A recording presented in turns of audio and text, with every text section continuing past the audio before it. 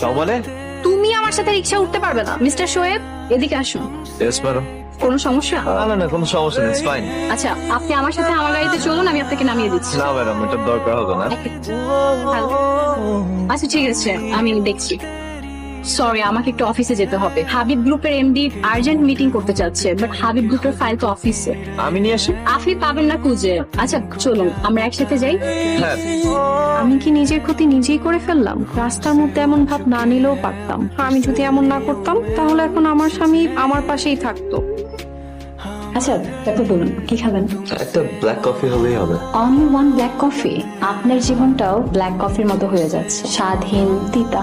আপনি চাইলে কিন্তু আপনার জীবনটা রঙিন করতে পারেন। একজন বিবাহিত পুরুষের পক্ষে এত সহজ না তার সাদা কালো জীবনটাকে রঙিন হোক। শুনুন, আমি কিন্তু আপনার জীবনটা রঙিন করে দিতে পারি যদি আপনি আমার কথা মতো চলেন। Yes madam.